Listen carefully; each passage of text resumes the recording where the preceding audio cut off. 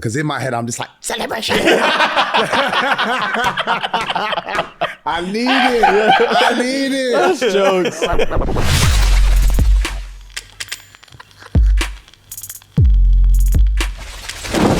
Guys, Girls. we are back. Yes, sir. We have a very special guest in the building today. You probably realize that because this episode's coming out on a random day. It is. It's not coming out on a Monday, it's coming out on a random day. Yes, sir. So, we are collecting the UFC fighters at the minute for some reason. I'm gassed about it. And You're in your bag. yeah. You're in your bag. Bro, I'm trying not to blush. So yeah, today guys, we have a very special guest, the one and only MVP, Michael Venom Page. Big round of applause. Go. Thank you for coming in, bro. Blessings, man. No, thank you for having me, man. I appreciate you. Of course, Studying you guys' stuff, man. Oh, thank you. Bunch of laughs all the time. Gang, bro. Thank you. Let's go. Let's go. We've met like one time before. Yes, like in Manchester. In innit? Manchester, yeah. You were with like 11, 12 girls or something like that. Yeah, obviously. Yeah. Come on, man. Yeah, That was before marriage, though. It was before marriage, babe. I told you I was hot property and now. I'll just say it. It's before marriage, babe. The Don't double worry. down is clutch. I rate it. The double down is clutch. I rate it. Well played. Off camera, Yeah, it's well played, crazy. well played. Off camera, it's crazy. You're in trouble. Yeah, bro. I'll deal with that later. Bro, I remember at that time That's funny. I was so livid because I remember you walked up and I was gone that night. Yeah, That was like after the KSI fight or something like that. remember. I was Yeah, gone yeah. that night. Yeah. I was thinking, that looks like Michael Venom Page, bro. And then you came close and I was like, oh, it is. And the music was so loud. I was trying to be like, bro, I'm such a big fan. But I knew he wasn't gonna hear me. I was like, nice to meet you, bro. Just dap Have a good one. But I've actually seen you one time before that. Okay, But you okay. wouldn't know. This was years ago. I want to say probably like 2018, 2019. You came to my jiu-jitsu school. Oh, heavy. In Northampton. Oh, wow. Yeah, bro. You were just there and this is before. I didn't even know who you were. Yeah. Everyone was on your dick, bro. Everyone, bro. The instructors, everyone. And I was funny. thinking, who is this man, bro? What's going on? This is guest of honor. Everyone was gassed, bro. And that was actually my introduction to you from there. I was like, I need to find out who this guy is because everyone's losing their mind. And bro, like, absolute dream. So thank you for coming in, bro. Pleasure, man. Seriously, pleasure. Thank you so much, man. All right, cool. So to break the ice, we're gonna start with a game. Okay. If that's cool. So Cool. it's called Two Truths, One Lie. So what you're gonna do is read out 3 scenarios for us, and we're gonna try and figure out which 2 are true and which is the lie. Okay. What's your acting skills saying? I'm getting in my acting bag recently, you know. Okay. Yeah, so I've we'll heard. talk All right, about so that. we'll get to that. We'll get to that. Yeah. All right, bro. Whenever you're ready. I nearly bottled a fan and beat up his boys because I thought they were looking at me funny. Okay. I don't want that one to be true. That's a scary side. That's scary. All right, say less. Cool. I got engaged one day before I got married. Third one, used to MC when I was younger and was temporarily in Roll Deep. Like temporarily. So those are your 3. Where in London were you based when you were younger? Was in Northwest initially, moved to East, then back to West. Name me 3 members of Roll Deep Crew. Like Flowdown, Titch, and Wiley, obviously. Okay. Interesting. Interested indeed. And Flowdown would have been of my era.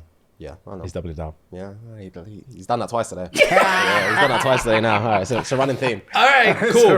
Okay. Where were you when you bottled said fans and nearly broke up for them? Nearly bottled, allegedly nearly bottled fans. Yeah, I was in Northwest London. Okay. There's a bar called William. Yeah, it's on Harrow Road. Just because they were looking at you funny? It felt like there was about 20 of them. There was about 4 of us, and it just felt like something was gonna happen. Okay. So we just was ready. All right. How old were you then? I would have been 25, 26. Okay. This is tough to decipher. And The marriage thing. yeah, what was going through your head when you wanted to get engaged one day and then literally the day after get married? we had planned to get married Islamically. Okay. But then traditionally, my wife wanted to be engaged before marriage. So I decided to just surprise her with the engagement day before we actually did get married.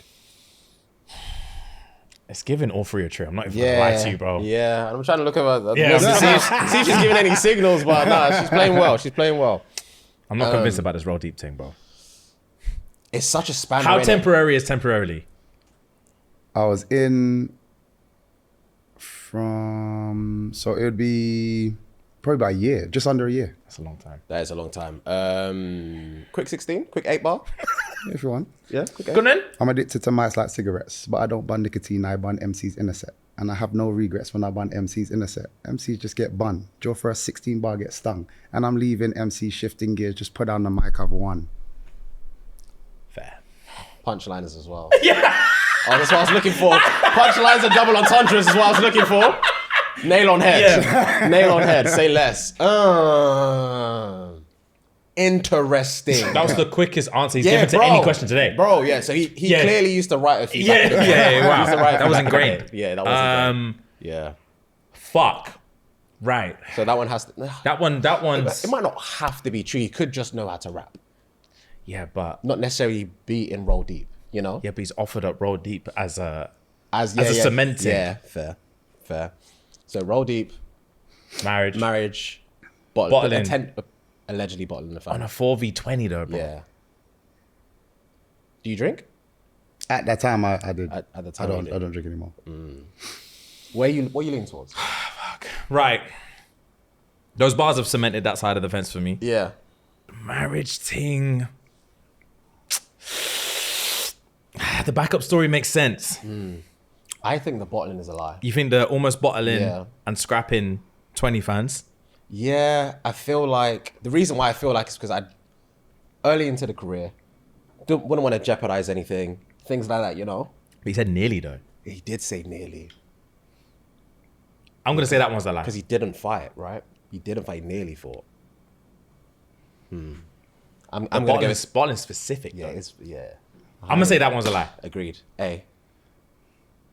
That was a truth. Oh my days, brother. Oh, okay. Which one's a lie? Roll deep, man. Come on, bro. That's what I'm saying, bro. That's what I'm saying, man. Come on, bro. I was a fan. That's funny. That man said the bar cemented. I was just like, I was like, hold it together. Of course. I'm livid. That's funny. Yeah, you drew for the 16 quickly as well. Bro, he draws for it. Ready. All right, Fair enough, all right. man. Say less. Ready. GGs. All right, cool. GGs. I don't think we've ever got this right. We haven't. We've never gotten it right. You've never got it right. Never All gotten it right. Fair All play. convincing. Okay, cool. So what we're gonna do now is chat for the people who don't know who you are a little bit about your origin story, because for you, It started in a bar in West London. And I nearly bought it. I was gonna say, bro. He's doubling down. Origin story because you come from a martial arts Yeah, family. Yeah. So like I know that's like very different to how a lot of fighters come into the game. Like what was that like for you? Because I've heard you speak. I listened to your Joe Rogan episode, and I heard you speak about like it wasn't how you are now. I've seen again. You say like in post-fight interviews, like you make it look easy. But I heard you speak a little bit about when you were younger, that like your siblings and all this kind of stuff were like performing much better for you, and it was a lot slower burn for you. What was that like growing up? Painful, bro. Painful. So I got 3 older siblings, 3 younger siblings, but it was mainly my 3 older siblings and me that was going around competing. My younger one was like, we were closer in age. The young one was like a 4-year difference. So he didn't compete as much as we did. So it was just us 4 going around. We travel up to Manchester every weekend, Birmingham, Nottingham, just wherever the competitions were. Yeah. Seriously, every competition for about 4 years, came back with nothing. And my older brother, the oldest brother, he was really, really talented. My sister was amazing. Like she used to clean up. And my other brother didn't really care as much, but he just had the game plan to just win. And he was never the best, but he'd come back with a couple of trophies here and there. And because I was also tall for my age, the way the kids sections work is usually height and belt. Yeah. So I'm fighting kids that's probably about 4 years older than me. Christ. Because of your height. Because of my height. Yeah. You see what I'm Yeah, saying? that's it. 4 years I is was insane. getting whacked. Yeah. It's like fully. And it's painful because it's a 4-hour drive this way or a 3-hour drive that way. And then on the way back, them lot are you just see cling, cling, cling, cling, cling. Just bare medals. And you're silent. Yeah. I'm silent, Yeah. bro. I have not one medal around and I just listen to them. Yeah, I caught this guy with this kick and I did this and I'm just like, yeah, I got kicked in the face and I kicked in my stomach and I just got bruises and marks and so I say people, not that I don't mind. No, everyone wants to win. Yeah. But I'm okay with losing, which is why I feel like I can enjoy myself when I get in there. I don't have the stress of, what if I lose? Because I've lost for years. Yeah, you've done your fair share, bro. Yeah, for years. I'm sorry. Years. It's not funny, but it's a joke. No, serious. I hear it, bro. Like everywhere. But I guess I'm a visual person. And like I said, I was tall for my age, so I was still young.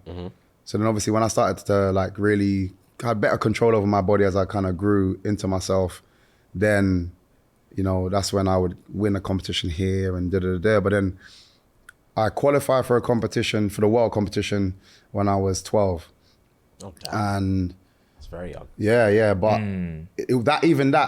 literally everyone was just like, round of applause, like best big up Mike, he just qualified. Yeah. That was the best I should have done. Oh, man. You know what I mean? Yeah, like that hear was it. like raw. Like you was not supposed to even get to this point, so well done. So I've qualified. We've gone to the World Championships, which was in US in Florida.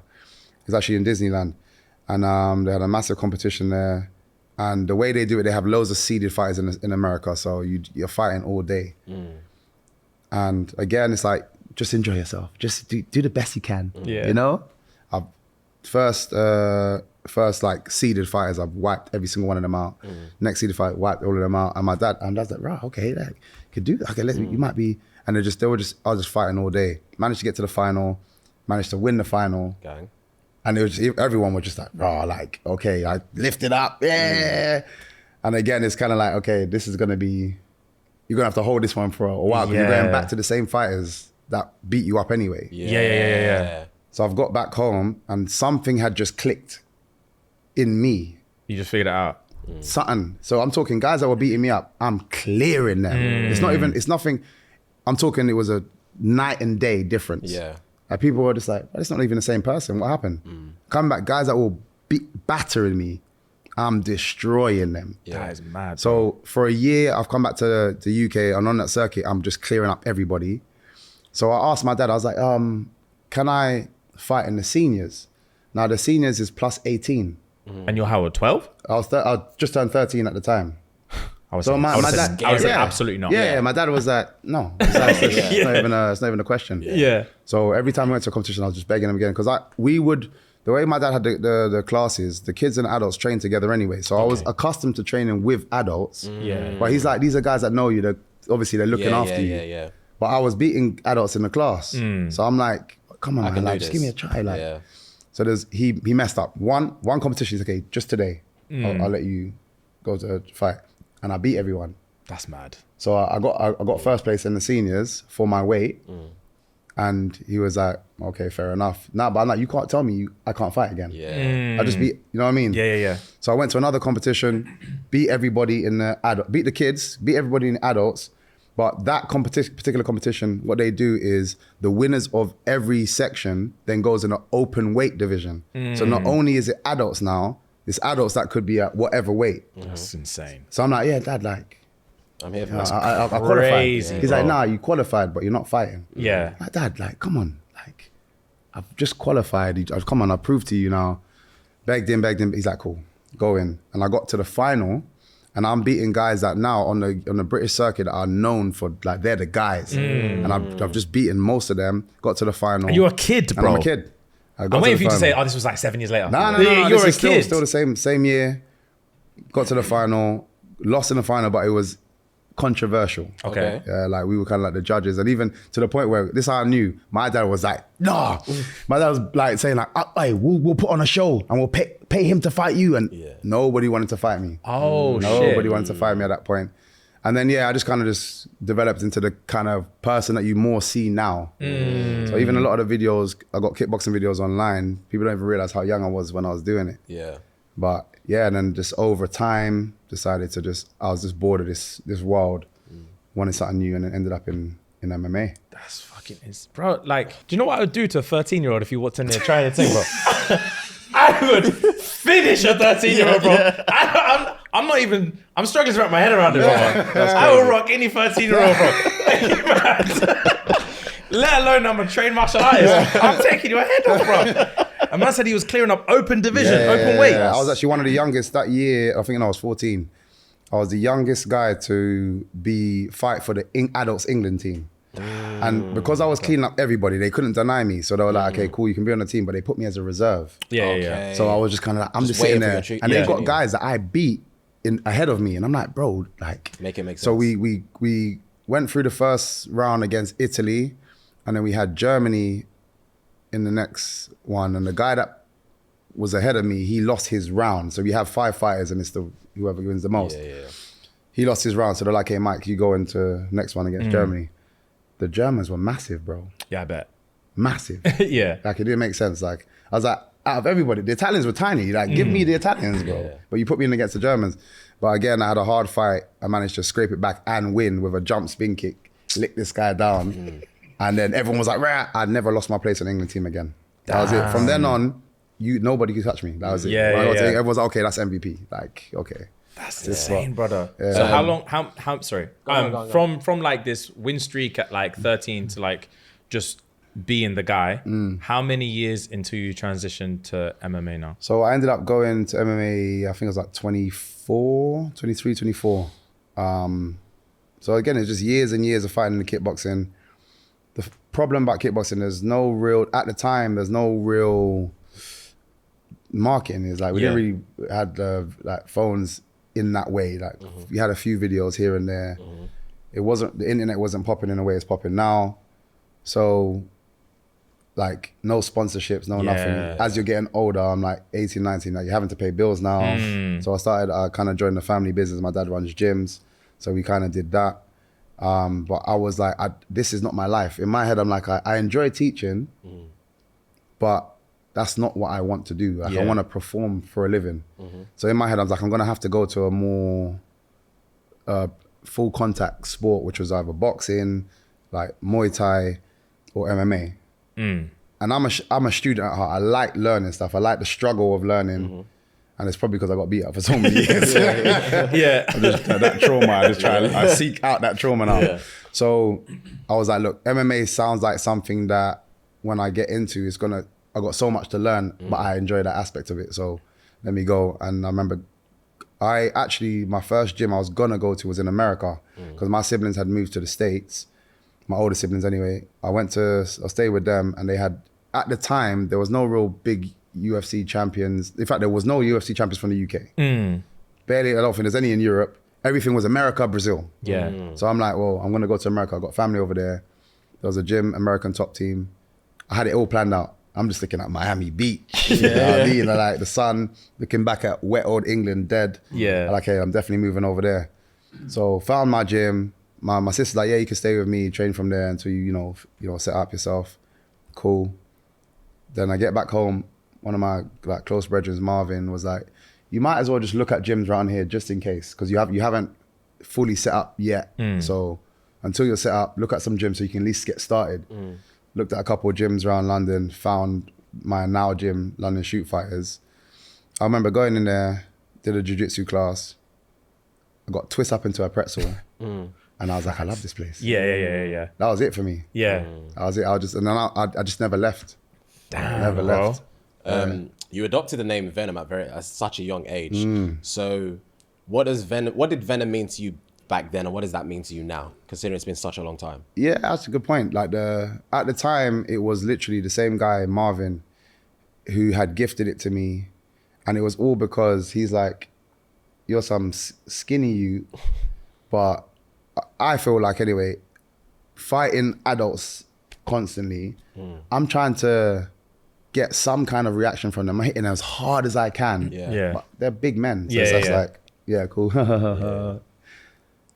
but I'm trying my best to hurt one of them. Yeah. So obviously, I grew up naturally throwing my hands as hard as I can. So then when I was fighting kids my own size, even when I was losing, I'd lick them and they're just flying. Okay. So he was like, oh, you got some venom in you, right? And he just started calling me Venom.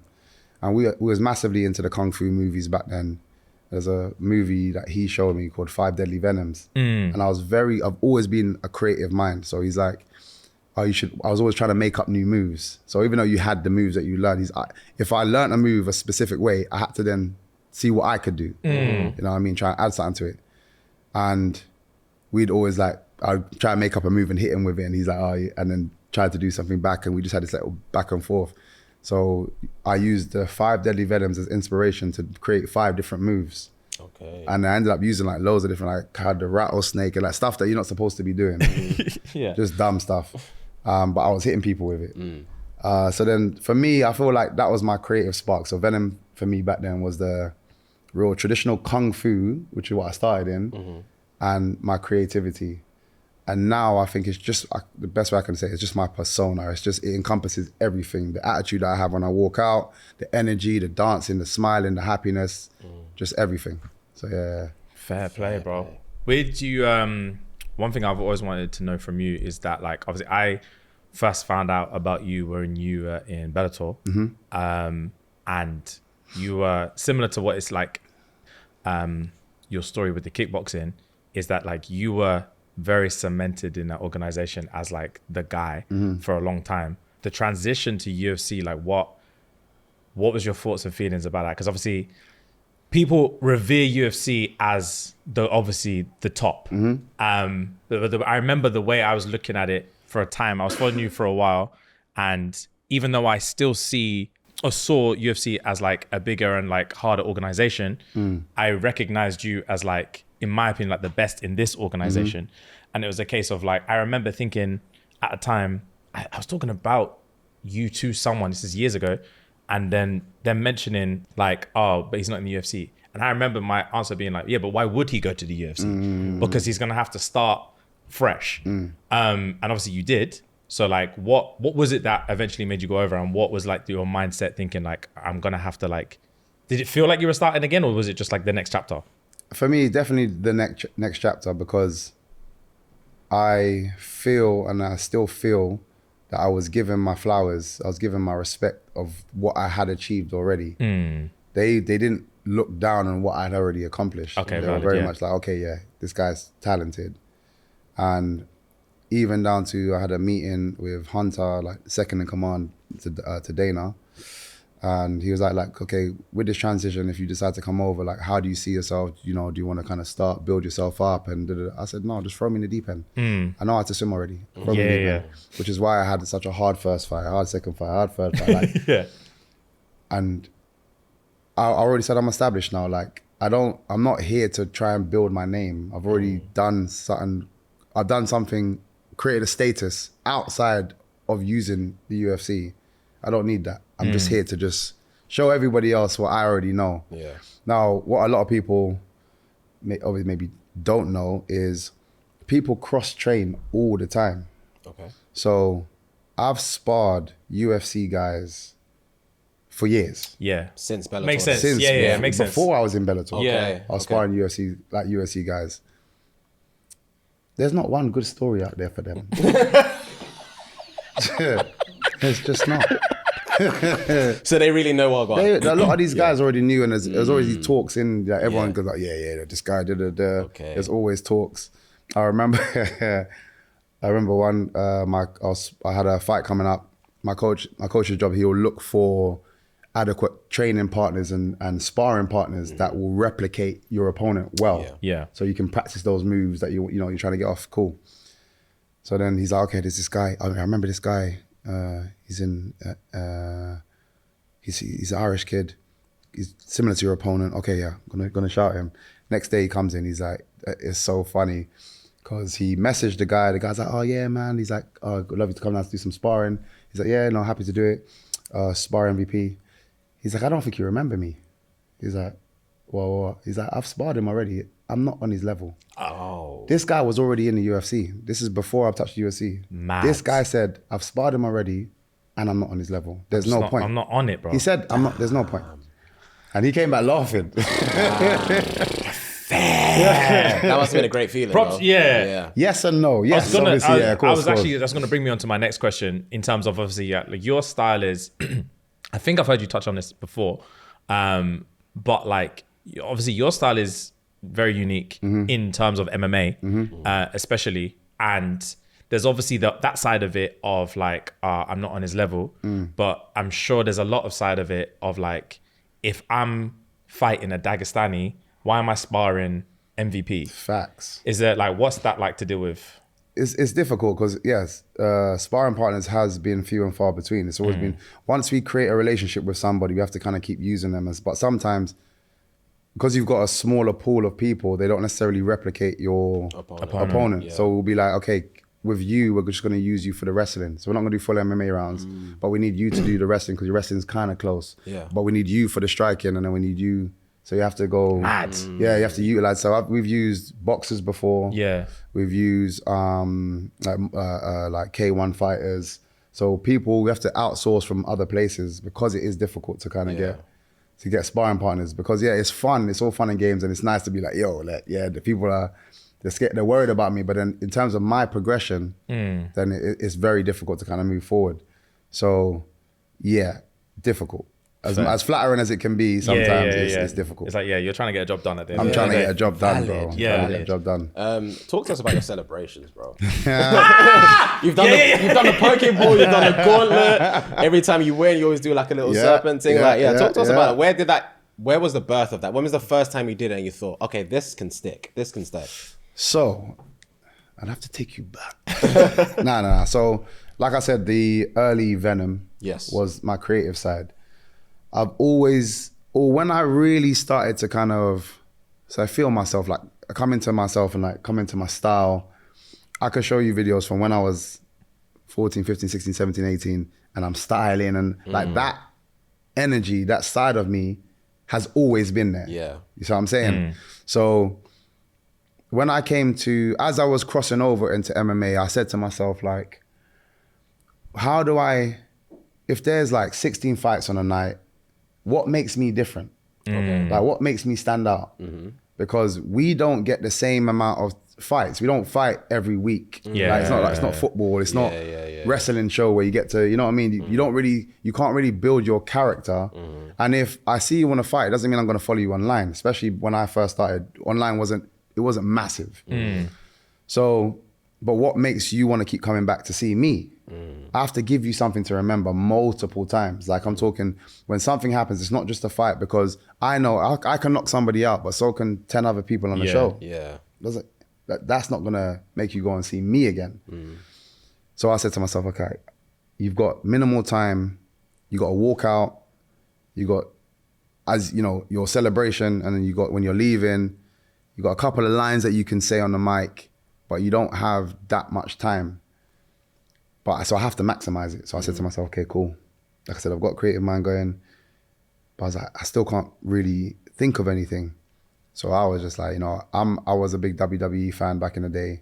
For me, The Rock was arguably the best at, I always say it like this, he just had the crowd in the palm of his hands. Yeah, every line, like, doesn't matter what he did, he just had something. And again, they had more time to build that, but I was just like, I need to study this. And I was just going back through footage, hours at YouTube, hours and hours and hours and hours of footage, writing stuff down, him walking into the ring, jumping on the ropes, putting his arm up, looking around. Okay, I need a symbol, I need something that's gonna, That's where the snake came from. Okay. Because I'm like, okay, it's very simple. Yeah. But as he walks in, he's gonna do it. So when you can anticipate something, you wanna join in. Yes. For sure. Like going to a concert. Yeah. And I remember when I did it a couple of times, I remember like, I had random people be like, yo, you're that Venom kid, yeah. Yes, my guy. And they just they just got their hands in the air. Venom gang signs. Literally. And the feds looking at me like, what's going on? But I knew that's exactly what I wanted. Yeah. So literally I was jotting down, okay, things that I could say. The one and only MVP. Because I used to listen to people on the mic in MMA, and especially once you've just finished a fight, you're exhausted. Yeah. Man, I want to thank my mama and the sponsors, and you don't hear nothing. Yeah. So I'm like, let me just keep it clean. You know what I mean? The one and only MVP is back, done. Like, it's just lines that, it's like, oh, he's going to say that thing again. He's going to do that thing again. He's going to do that thing again. You can add a little bit of flair to it. Yeah. I know my style's entertaining anyway, but I had to just give other things. And then I'm also like, what more can I give? I'm a geek. Like, I love all this stuff. So I'm like, and I know especially people, not as many people was involved in it, but more and more people were talking about it and freeing up themselves. Like, actually, yeah, I like this stuff as well. Yeah, for real. You watch cartoons. So I was like, okay, let me start looking into things that are relevant at the time. So then that's where the Pokeball came in, this, crazy. yeah. But the timing of it, I swear to you, it couldn't have landed any better. All right, well gone. Pokemon Go dropped 4 days before my fight. That game had me in a chokehold. Everybody. Well played. Everybody, bro. Yeah. So imagine my family's come over from States now. We're nobody wanted to admit that they were running around initially. Yeah. You know what I mean? So I'm like back playing Pokemon now. Like, but you know the ones On the low. Yeah. You know what I mean? So boom, they've come over, sit in the room, cracking jokes. My family are just full of jokers, cracking jokes. Yeah. Oh, you know what?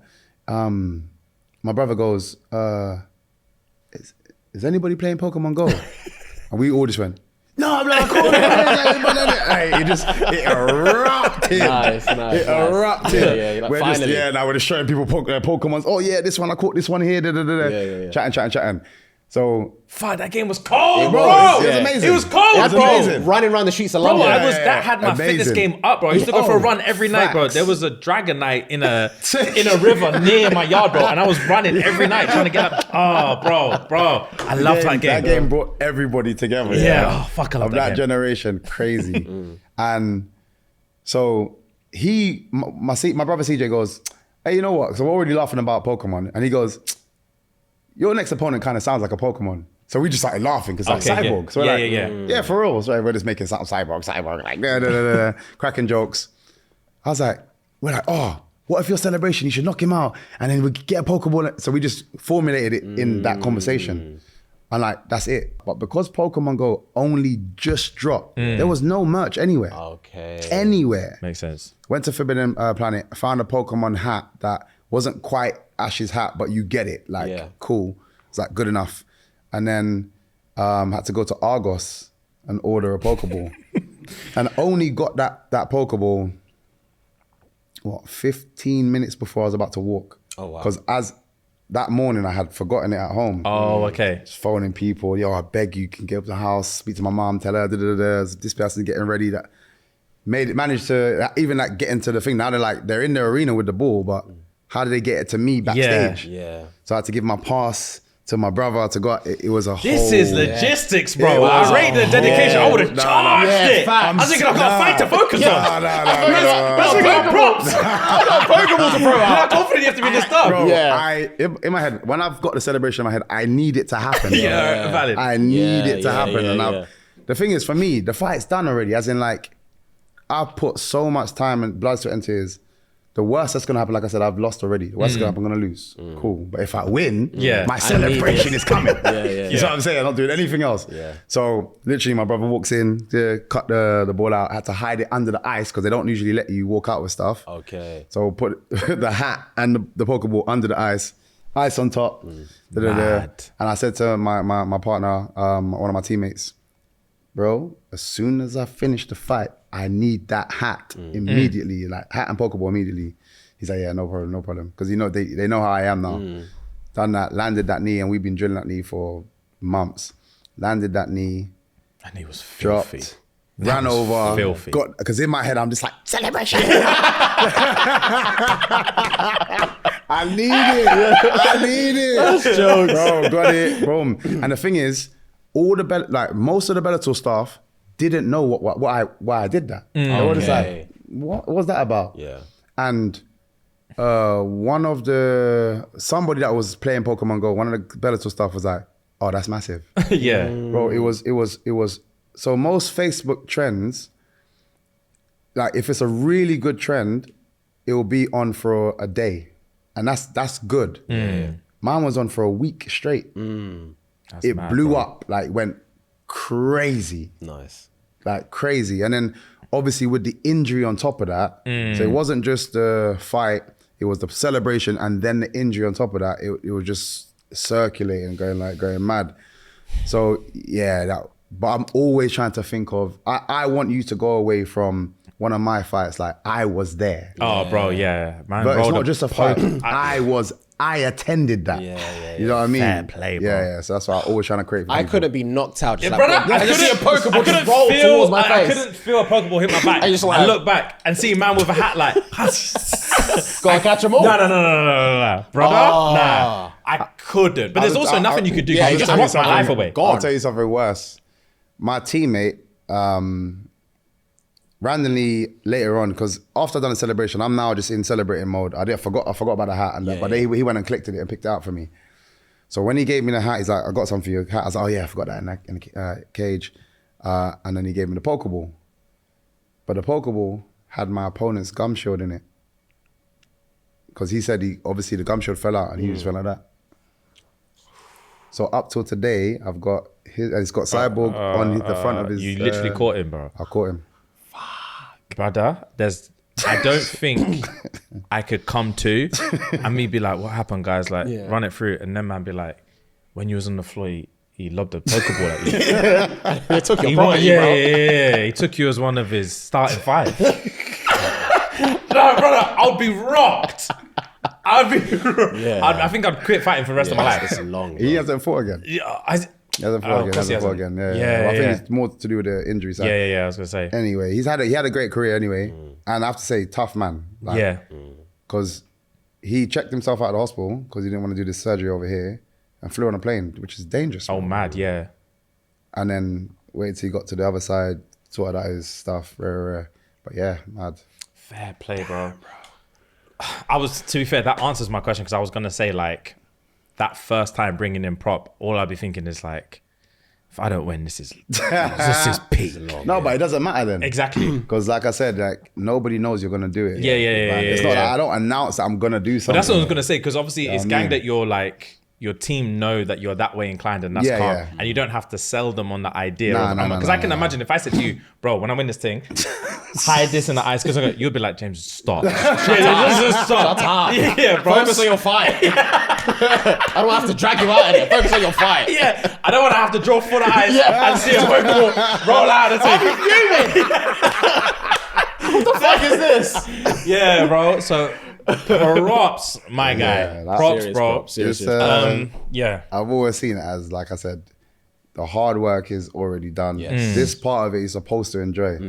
But I might take it a little bit too far. Not even in terms of the celebration, but the amount of times people walk past my changing room and they're like, have you fought already? No, because I'm dancing.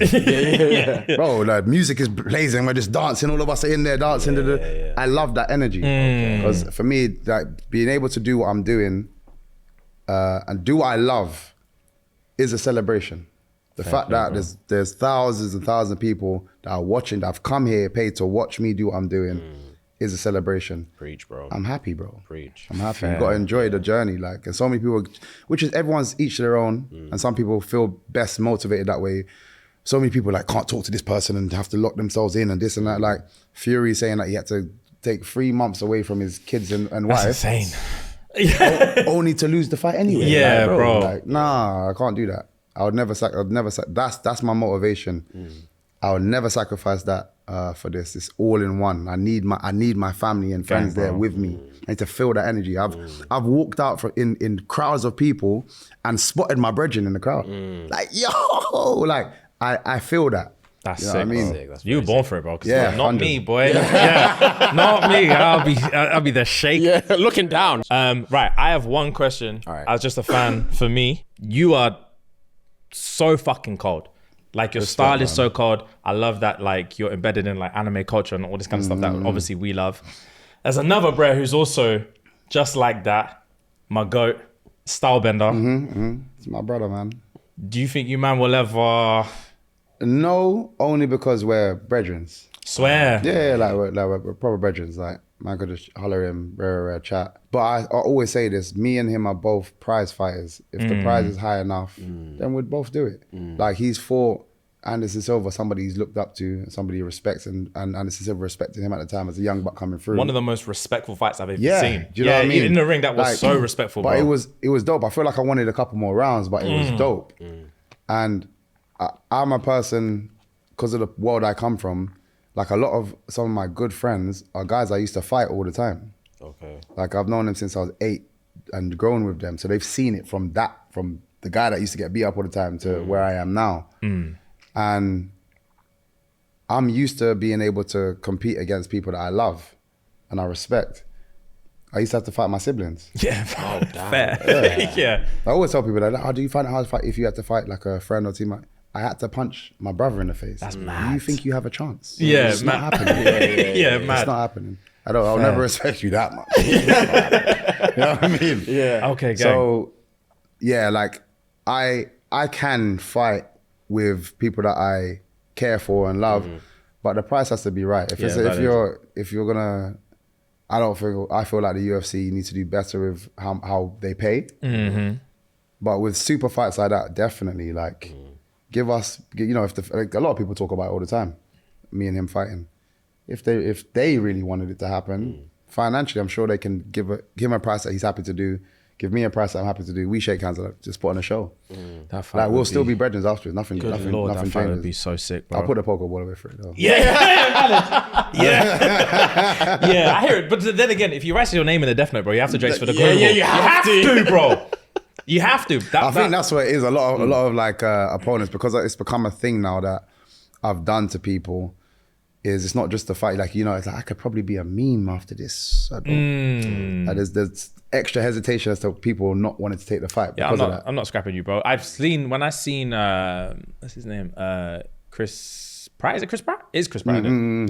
Actor. Yeah. When he was, when he was on talk shows talking about like, bro, I watched this fight, knocked him out, then he got the fucking gauntlet out, and I'm thinking, the word of mouth is, if I lost that fight, bro, and I'm trying to sit in my living room and watch Chris Pratt on a talk show, and he's talking about how I got smacked up, and man put the gauntlet, I'll be like, nah, it's not worth it. I'm not doing this again. That's funny. Yeah, bro. That's so crazy. But yeah, fair play. Okay, right, we're gonna move on to a this or that game. Okay, if that's cool with you.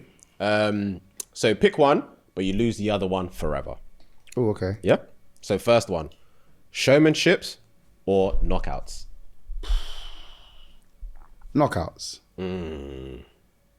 Because I think that's what people want. Obviously, the showmanship is part of my brand. It's a tough question. It's a tough question. Yeah. Same time, I like to put people to sleep. I'm gonna say knockouts. Okay. Yeah. Right. Kickboxing or MMA? Ooh, I would say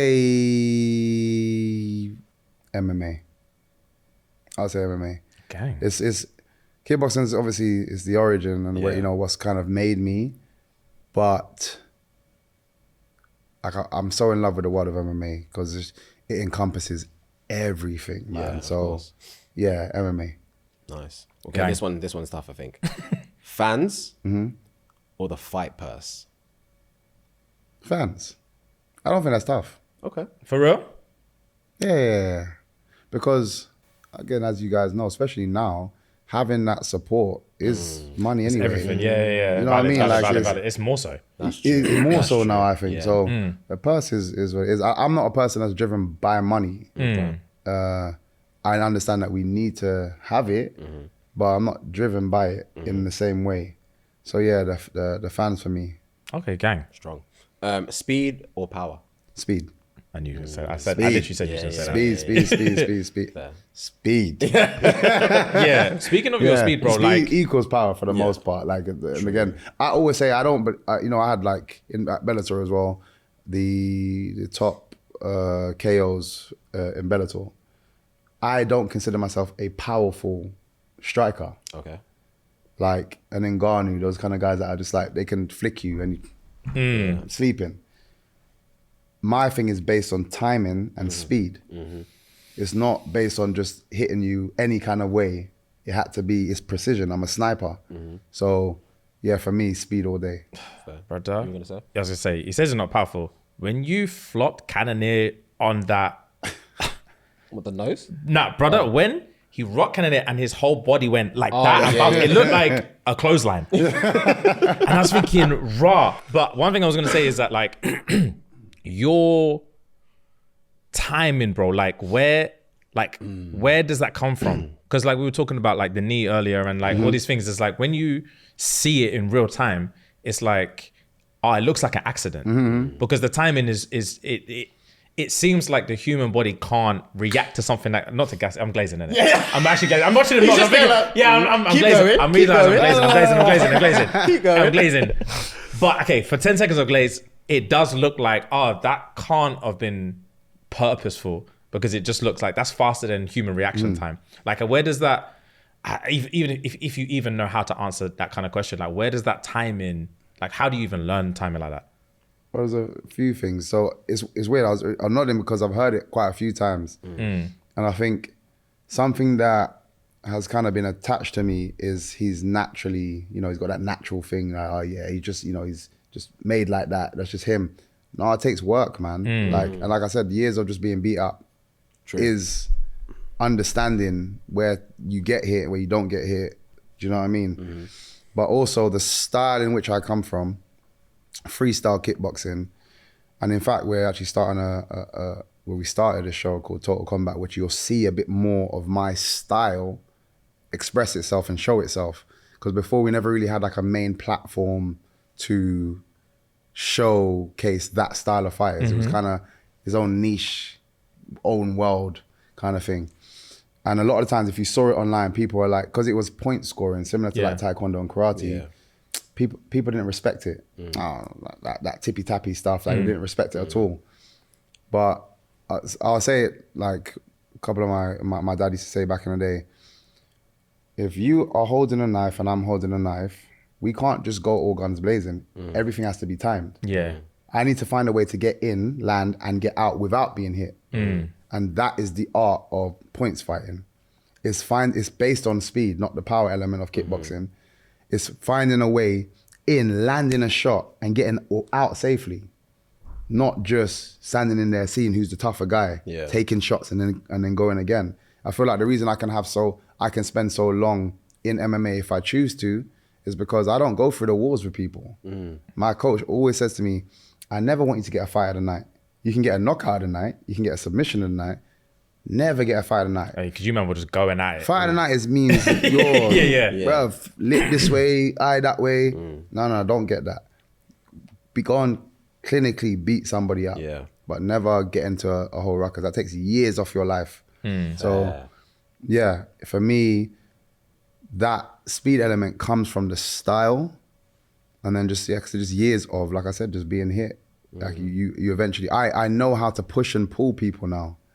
I know how to fake you to make you throw the jab that you wasn't even aware that you was doing it because of that. I just understand because I've seen it so many times from myself, from throwing punches, from myself, from getting hit with the punches. So I'm just like, I understand, I can read bodies now. Like, okay, cool, like he's looking for this, no, he's looking for that. If he stands on this side a little bit too long, I can find my kick here. Okay, let me push him around from this. Like, you're just doing that all the time. Obviously, it's a lot faster, and I call it a fast chess game. But yeah, all I've done is just put that style of striking into MMA, and not many people have done it. So that's what it is. Fair play, bro. Asked and answered. Speaking of shows, obviously you've transitioning from MMA fighting into like the show world, executive producing. Like, where did that even stem from? Where did that come from? What was the inspiration? So yeah, I started a production company, ITM Productions, and we're going to be next year is going to be crazy. But like I said, I've always had a creative space about myself from young. Like I said, just being a person to sit down and just wanting to, like, why do I have to, I've learned the technique. It's working for me, but it's not enough for me. I need to figure out how I can do it in a different way. So I'm always just trying to, my mind is always going. So, and I'd say, right, this is how it kind of started for me anyway. I was bored one time, legit. I was on, when I say bored, I was just kind of like chilling. We was on holiday in Tobago for my brother's wedding, and we're just all just chilling. But like we weren't doing anything that day. It was just a very lazy day. So decided to just, let me just make up a story. I don't know why. I'm just gonna make up a story. Started making up a story, writing some stuff down, got really into the story, kept coming back to it. Got back home, good friend of mine, she's a producer herself. And I was like, oh, what do you think of this story? Showed her, she was like, oh, this is dope. Like, can we make it together? I was like, swear. Like, she's like, yeah. I was like, okay, all right. So what do we do? Like, where do we start? So she's like, okay, we got to kind of pitch that together for it and go from there. So we kind of been developing that. And then later on, someone that started working for me, doing more of my social medias and stuff, Kish, he's here now, helping me with that. He also was very similar to myself. We always bounce ideas, even with my stuff. So we're doing videos for one of my sponsors. Mm-hmm. But for me, I don't want it to just be generic. I like to try and add something to it. I don't want it to, again, I'm always like, how can I be different? Mm-hmm. How can I stand up? I've lost money because of that, because big sponsors will come to think, I'm like, yeah, but everyone gets sponsored by them. But they're offering big money, but I'm like, yeah. I don't want to be the same as those other guys. It will happen every now and again, but I want to find something that is just like, oh, right, that's quite unique. And it's only really me that's an MMA guy that's being sponsored by that brand. So, you know, we're doing that. So we bounce off each other like, oh yeah, let's do this video more like this, and bounce off each other. Like, yeah. He's had passions of like starting a production company later on. I'm just like, let's do it. You know what I mean? Started it, and I've sensed the talent in him as well from a while ago. I think before he even really saw his talent. Like I think he knew it, but you know, he has somebody that doesn't have the confidence in themselves yet. 100. Okay. When he got that confidence, it was scary, because when we did our first 2 short films, in which I'd like to invite you guys down to, we're doing a premiere for it in January, if you guys can make it. We'll be there, bro. So yeah. So when he did it, obviously we got about 30 people, you know, producers, this, that, the cast, blah, blah, blah, the whole crew. He's directing, just managing this, like he's done this. He's a seasoned guy. Seasoned. Even the position now is director. Talk your shit. But for real though, it was scary to watch, because I was there to kind of just oversee. I'm the guy that is super chill. When everybody's panicking, I'm the guy you come to, because I'm not panicking. That's just not in my nature. There's always a way out. There's always a way to figure things out. People can't say, oh, this is going on. It's cool. I got this. I'll figure it out. Yep, no problem. We'll do this. We'll do that. That was my position. I'm overseeing, just making sure everything's calm. Yeah. And he's in the thick of it, you know? And people even on our set would be like, oh yeah, so like how many times have you done this, man? You know, you must have been on loads. He's like, no, this is my first one. They're like, what? Like seriously? No, seriously. No, this is the start. This is our first one. And even to what we've kind of produced with the small amount of money that we had to do it, we've, you know, shown people, and people are already willing to work with us. We're already looking to get funding soon. Okay. Because they're like, oh wow, this is dope. And we did it 2 films and basically done it under 10K, so about 8K. And if you see the quality of it, you'd be like, sorry, what? How much? Fair. How long are the films? 10 minutes each. Yeah. Thereabouts. And again, Tyler, I'm gonna keep bigging them up, but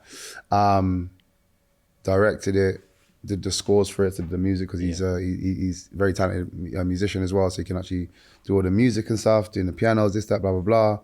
Edited it himself. Say less. Like, one-man army in that role.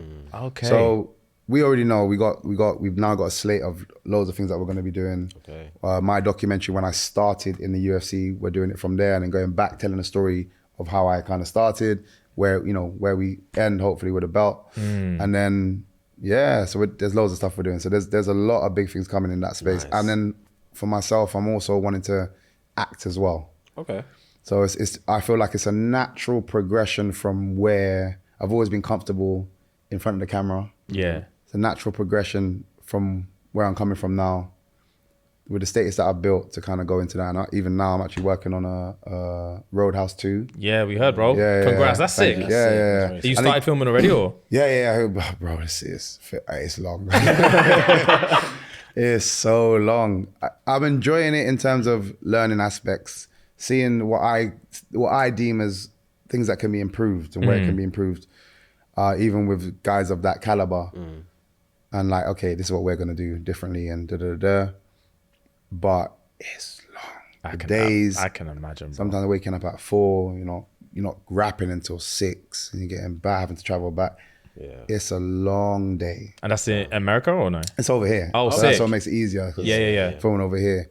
Unfortunately, weird enough, it was time, because I was trying to get another fight in November, December, but nobody wants to fight your boy.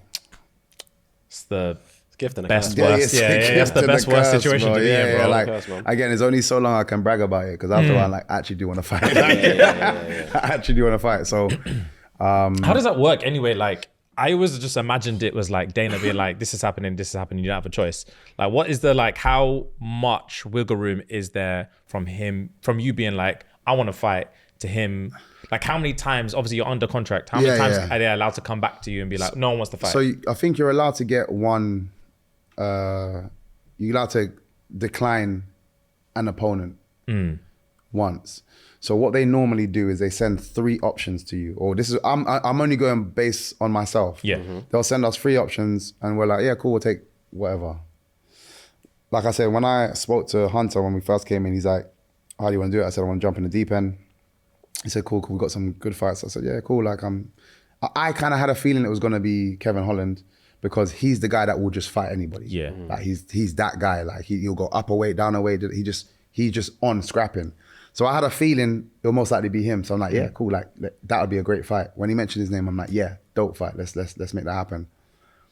Happened pretty much straight afterwards. But then, even with him, like, he had said something, and there's a weird energy about it. After the fight, he's like, man, I hate fighting you kind of guys, man. Like, moving too much. I was like, yeah, why'd you take the fight then? He's like, they made me. But he kind of said it in like I didn't want to take this fight. Oh, I see. And then with my last fight, Jared Cannonier, he even before the fight, he's like, this fight doesn't make sense for me. I don't really want to fight, but they're making me take the fight.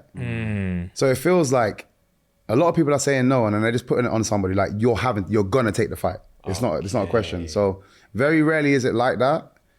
But what they might slightly do is they give you someone, you decline it, and then they're like, you can't say no to this. Yeah, I hear it. Yeah. It's very tactful, can be very tactful. But yeah, like, I've asked for everybody. And there just always seems to be some form of excuse as to why, oh no. I feel like it's this. I'm not gonna be in the game for much longer. So I'm not like a young, as much as my style is entertaining for people, I'm not the young guy that's coming through. Because I got here later. So I'm more of a seasoned guy. So they would normally use somebody with my status, especially that I didn't start in UFC, they would use me to build their young bucks. I hear it. You see what I mean? Yeah. So he's got a name. This guy, he's the up and coming, and they did that once with Shara Bullet. Yeah, young buck, undefeated. I'm like, yeah, I called him out. I'm like, yeah, let's go. When I beat him, they were just like, I don't think we're gonna give him another young buck, because I reckon, again, I don't know this for sure, but it feels like they're like, there's no point giving him these up and comings. Like, he'll just eat them up. Yeah. There's no point, because then now we don't have a prospect, and this guy might be leaving soon. Yeah. Okay. But then the senior guys, which makes sense for me to fight, all of them are trying to attain a belt again. Some of them have just lost the belt, or so they're trying to re-up and get that time to get that title back. And you want me to have that problem? For what reason? Yeah. My whole career, I've never had a guy do that ever. And now you want me, to fight this madman that has pokeballs in his pocket. For what reason? Yeah. So it just feels like I'm in a bit of a stuck place. That makes perfect sense. Obviously, like you said, you're speculating, but it sounds accurate. It sounds super accurate. Like, if I'm, again, like obviously not like an immediate thing, but like a Gaethje situation. He wants to get out of there, but he wants to like the title shot. Yeah. Like that, I'm not taking any risky fights. Why am I taking a risky fight for? Yeah. And that's a risky fight only because of the style is so how do I get people in to replicate that? There's nobody out there that's gonna replicate that. So yeah, like, no. So I understand the scenario I'm in. It's just frustrating to be in it. Yeah, I hear it. So my likely next fight is gonna be in the because they're coming to London as they always do for March, like the 21st of March. They've always want me to. I'm a big name over here. They want me to fight, but they still haven't got an opponent. So they're like, yeah, you're definitely gonna fight March, and we'll tell you. Well, you know, we're still trying to figure out an opponent. I'm like, I'm in 2 divisions. I said I want to be at welterweight. I've taken a spare of the moment middleweight fight with Shara Bullet. Didn't mind. Then I was like, hey, give me a welterweight fight again. Nobody's available. Okay, give me another middleweight fight. They're giving me another middleweight fight. Cool. Give me another welterweight fight. Nobody's available. How can nobody be available? Yeah, bro. And this is what I'm getting message back. Yeah. Like, and I'm, okay, this guy. I swear, kid you not, there was a fight the other day, quite a few welterweights are performing. He just won a fight spectacularly. Message him. That's a great fight for me in London. Oh, we've got plans for him. The bread just stepped out the cage. I'm already out for months and you don't have plans for me, but you have plans for him. That doesn't make sense, bro. Like, so in my head, something's going on. I don't know what it is, but weirdly enough, like I said, I don't try to overstress it. Yeah. Because I always know other things will come. And Roadhouse came. Yeah. So I'm on that till December, which again, if I had a fight, it'd have been hard to do both of those things anyway. And then it allows me to have the time between January and March to prep, get a proper prep and be ready for action. So, but I don't know who it's going to be. Okay, bro. Tough, man. Right. Whenever it happens, bro, we're happy to see it, bro. 100%. But anyway, we'll charge it there. It's been a pleasure, bro. man. This has been a wonderful afternoon. Thank you so much. Like, this is like a dream come true for me. Oh, no, I appreciate that. And obviously like a long time coming. So guys, MVP, thank you very much. Nah, man.